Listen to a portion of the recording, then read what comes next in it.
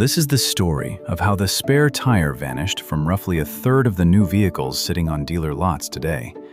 A part once as ordinary on an American car as a steering wheel or a rear-view mirror.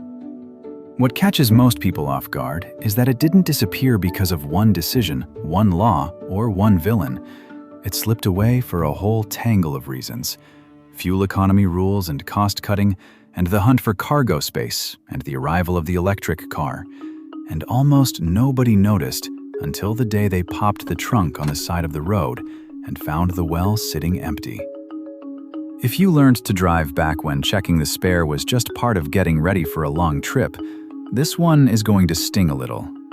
The spare tire was so basic and so universal that its quiet exit tells you something much bigger about how cars, and the companies that build them, have changed. Let's get into exactly why it went missing, what took its place, and whether that trade was worth making. Start with how far this has already gone, because the numbers trace the whole arc on their own. Back in 2006, AAA figures show that only about 5% of new cars rolled off the line without a spare, and the handful that skipped it were mostly performance cars, the low and fast machines where nobody expected to be crawling under the trunk with a lug wrench anyway. 5% is barely worth mentioning. Buy a normal family sedan that year, and it carried a spare, no questions asked. What happened next was a steady climb that never really stopped. By the 2015 model year, AAA counted 36% of new vehicles arriving with no spare as standard equipment. And 2 years after that, the 2017 model year landed at 28%. A figure the group itself described as nearly 1/3 of everything on the market. AAA's own website now runs an evergreen estimate of roughly 30% of new cars, and it reckons more than 30 million vehicles already driving around out there have no spare tire at all. The slide kept going after that. When Consumer Reports examined its own fleet of test vehicles in November of 2025, about 45% of them turned out to have no spare. And while that is their test fleet rather than a nationwide census, the number is striking enough to suggest the trend is still growing instead of leveling off. Their breakdown of post-2020 vehicles is even more telling, because only about 9% carried a full-size spare, 46% came with a temporary space-saver donut, 34% had nothing but a sealant kit, 7% rode on run-flat tires, and roughly 4% shipped with nothing whatsoever. Then in February of 2026, the automotive site Cars.com went through every new model on sale and turned up 39 brands, spread across more than 200 models, that simply don't offer a spare. The trend is real, it's speeding up, and it's nearly everywhere. What matters now is the reason behind it. And the biggest answer, the one that set this whole thing in motion, comes down to weight and fuel economy. Here is how the mechanism works. Ever since 1975, American automakers have been bound by federal fuel economy rules known as CAFE, short for Corporate Average Fuel Economy. And the concept is straightforward. Because across everything a manufacturer sells, the fleet has to hit a certain average miles per gallon target, and those targets have been tightening for decades. In 2012, under the Obama administration, the rules were pointed toward a fleet average of 54.5 miles per gallon by the 2025 model year. A later rule, finalized on the 1st of April in 2022, pushed the standards up by around 8 to 10% a year, aiming for a fleet-wide average near 49 miles per gallon by 2026. There are only a few ways to coax more miles out of a single gallon. You can redesign the engine, you can clean up the aerodynamics, or you can take the easy road and make the car lighter. AAA laid the logic out about as plainly as anyone could, and their words were, "The main reason manufacturers are removing spare tires is tough new government fuel economy standards. A spare tire, vehicle jack, and related tools can weigh 30 pounds or more." 30 pounds hardly sounds like a fortune. In the world of fuel economy engineering, though, weight is the whole game. Tire Review magazine explained that a 10% reduction in vehicle weight generally buys about a 6% improvement in fuel economy. And in their blunt phrasing, spare tires and jacks are easy targets. The U.S. Department of Energy lands in the same place, pegging the payoff at a 6 to 8% fuel economy gain for every 10% of weight you strip out. That is why the spare, sitting quietly in the trunk and waiting for a bad day that may never come, becomes one of the first things an engineer eyes when the pressure is on. One detail lays the whole calculation bare. 29.5 miles per gallon is the kind of number those saved pounds and ounces can push a vehicle to reach. And Tire Review pointed out that it can then be rounded up to a clean 30 on the window sticker. 30 sells better than 29. Sometimes the spare tire is the only thing standing between those two numbers. There is one car we can point to as the moment this went mainstream. In May of 2011, Chevrolet pulled the spare from the Chevy Cruze Eco and dropped in a tire inflator kit instead. And that single swap trimmed 26 pounds while helping the car reach an EPA highway rating of 42 miles per gallon. This was no Corvette or exotic. The Cruze Eco was an ordinary compact economy car, the kind millions of families were signing for. And that is precisely when the missing spare stopped being a quirk of luxury cars and became a mainstream reality. The engineer behind that call refused to pretend it came easy. Terry Connolly, General Motors Director of Tire and Wheel Systems, said at the time, "Getting rid of something as important as the spare tire wasn't a decision we made lightly. The universal implementation of tire pressure monitoring systems over the past 5 years has significantly reduced the likelihood that a flat tire will leave you stranded by the side of the road." There sits the argument in miniature, because the car now warns you before a slow leak becomes a full flat. Which means, by that reasoning, you no longer lean on the spare the way you once did. Fuel economy grabs the headline. Yet it never worked alone. Once automakers started yanking spares, a few other advantages revealed themselves. Cost is the first one. Every full-size spare means a steel wheel and a mounted tire riding along in each car that leaves the factory. And Capital One's auto research noted that this can pile meaningfully onto production cost, so deleting it can turn straight into additional profit. Spread even a modest saving across hundreds of thousands of vehicles, and the total climbs in a hurry. Space is the second. Lift the spare out of the trunk well, and you suddenly own a deeper cargo floor, a lower load height, or room for other gear. And in a market fixated on cargo figures and clever storage, that empty well becomes valuable real estate. The electric car is what took this whole trend and poured fuel on it.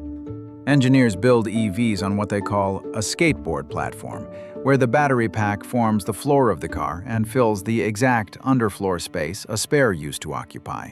So there is simply nowhere to put one.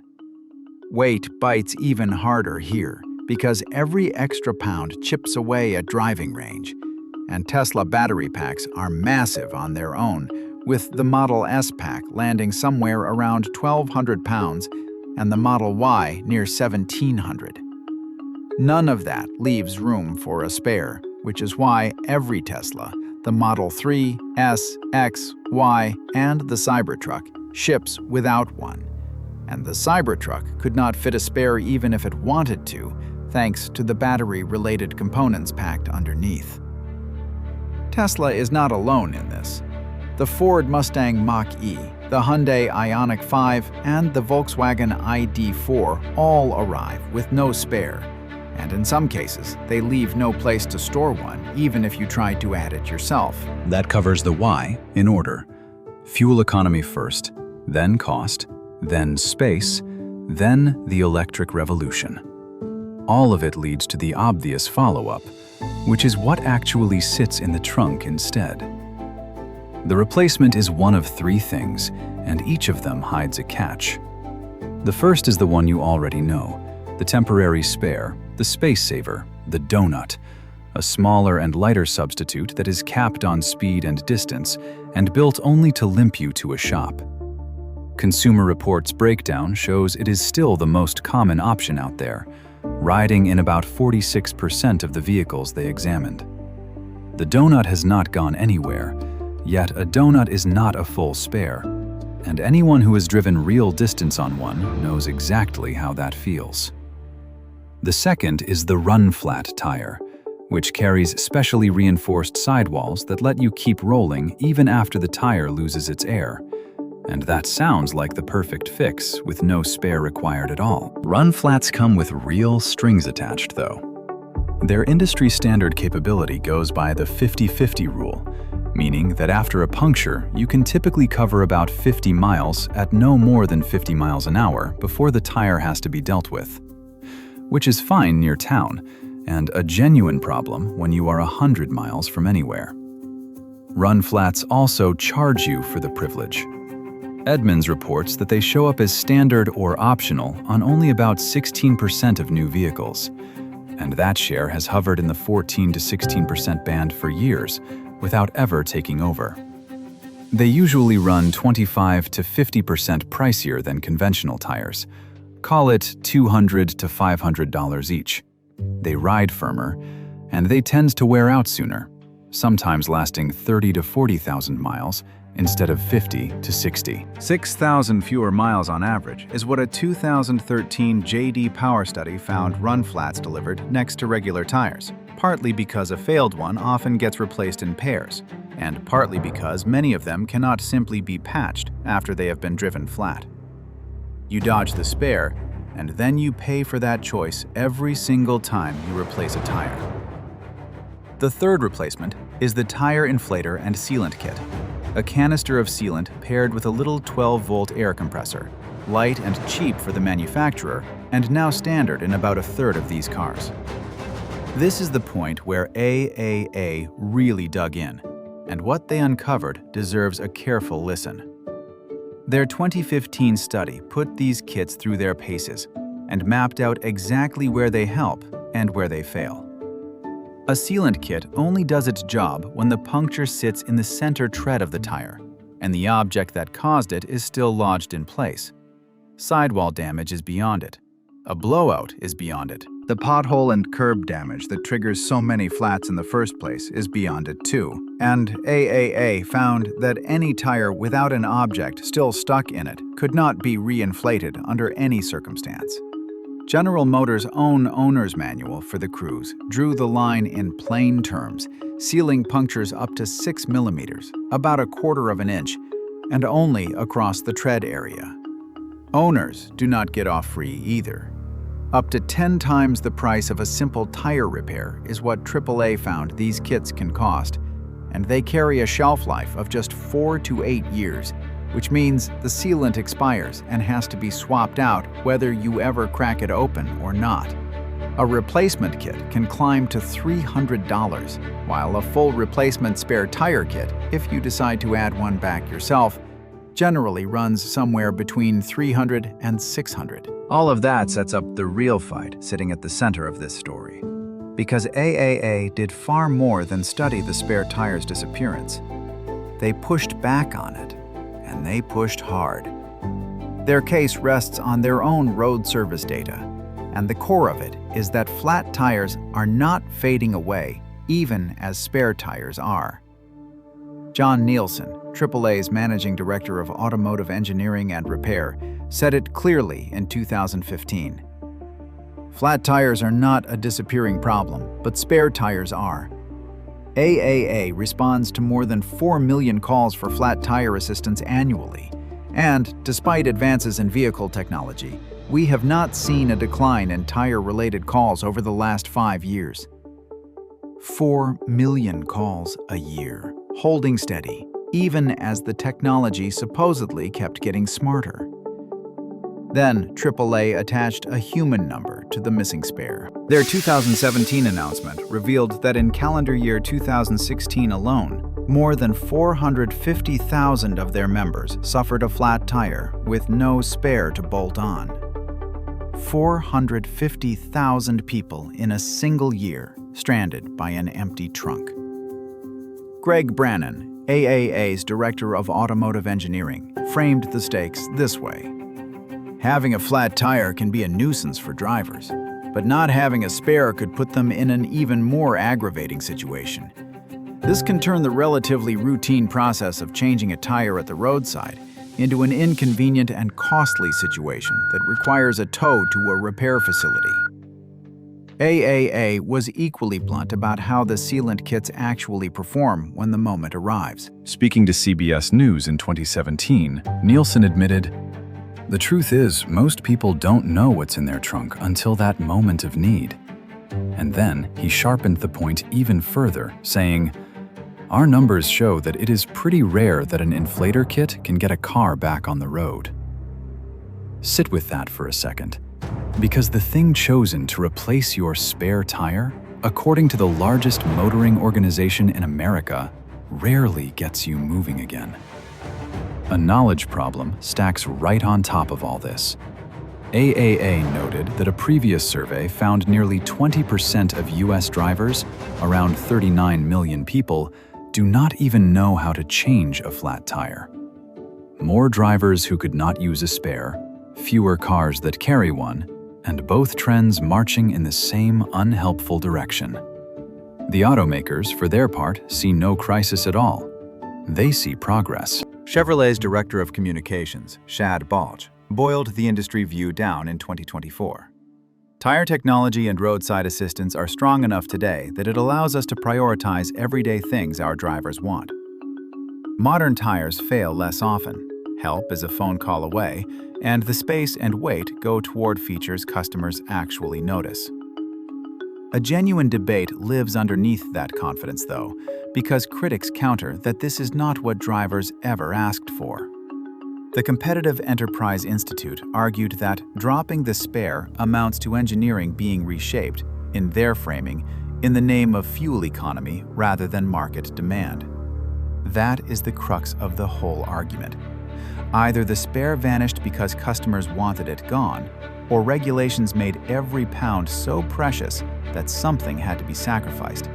And even GM's own engineer conceded the move wasn't a decision we made lightly. A reasonable person assumes at this point that a car is legally required to carry a spare, that a rule somewhere must protect it. In the United States, the answer is no. No federal law requires a passenger car to come with a spare tire, and it is perfectly legal to build, sell, and drive a brand new car with an empty trunk. Exactly one state keeps a specific statute on the books, and that is Maryland, whose transportation code has, since 1980, required new passenger and multi-purpose vehicles to carry a conforming spare, or run-flat capability, or a factory tire repair and inflation system, or a technological equivalent. Read that list closely, because even Maryland's law is satisfied by one of those little inflator kits, which means the one state that supposedly demands a spare does not really demand a spare at all. You will run across online claims that other states mandate one, and those claims fall apart under a clear reading of the law, so they are not worth counting on. Anyone hoping regulation would ride to the rescue is out of luck. The same regulatory system that shoved the spare out the door in the name of fuel economy never once required it to be there in the first place. All of which carries us to where matters stand today, and to whether the holdouts have any hope left. Because this is not a total wipeout. Small signs of pushback are out there. Consumer demand never fully evaporated, and on enthusiast forums, you will find owners who flatly refuse to accept run flats or an empty trunk. As far back as 2007, Consumer Reports readers were writing in to call the 50-mile range of run flats completely worthless for rural driving, and one of them put it starkly, "I would not put my wife and kids on run flats." That sentiment never really faded. A few automakers are actually listening. BMW, which spent years as one of the loudest champions of run-flat tires, has quietly begun dropping them on some newer models, offering conventional tires with either a spare or a mobility kit in their place. Subaru has held onto full-size spares on its rugged, off-road focused trims precisely because buyers demanded it, and a Subaru spokesperson explained the thinking in early 2026. We listened to our owners, who've said that in cars like the Forester and Outback Wilderness, a full-size spare and wheel are critical to their mission. On other cars, a tire rescue kit helps save weight, maximize cargo capacity, or make room for batteries. The entire tension lives inside that one statement, because the spare survives exactly where customers refuse to surrender it. A handful of familiar names still do the old-fashioned thing. As of 2026, a spare tire remains available on the Toyota Camry, RAV4 and 4Runner, on the Kia Telluride, and on the Subaru Outback and Forester. Meanwhile, a Nissan spokesperson summed up the industry's reasoning about as honestly as anyone could, pointing to customer usage patterns, the plain fact that the vast majority of drivers never touch their spare, alongside packaging and weight and fuel efficiency, as the biggest forces driving the decision. So where does all of this leave us? The spare tire was never outlawed and never recalled. It was engineered away. One fuel economy target and one cost saving and one battery pack and one empty trunk well at a time. Standard on 95% of new cars in 2006, missing from roughly a third of them today, and possibly far more if the freshest numbers hold their shape. What we got in the trade is donuts that limp you to a shop, run flats that cost more and wear out faster, and sealant kits that, by AAA's own account, rarely get you back on the road when it counts most. Maybe that is the quiet lesson hiding in an empty trunk. The spare tire was never exciting, because it was heavy and it ate up space, and most of the time it just sat there. It was honest, though. It was the car making a quiet promise that if the worst came, you had a way to fix things yourself and keep going. And that promise is the real thing slipping away, traded off pound by pound for a better number on a window sticker. The features we lose from our cars rarely announce themselves on the way out. Sometimes you don't even register that one is gone until the day you reach for it and close your hand on nothing. And the spare tire is exactly that kind of feature. If this one caught you off guard, drop a note in the comments telling me whether your car still carries a spare and whether you have actually checked. And stick around, because there is a whole world of vanished car features carrying stories just like this one.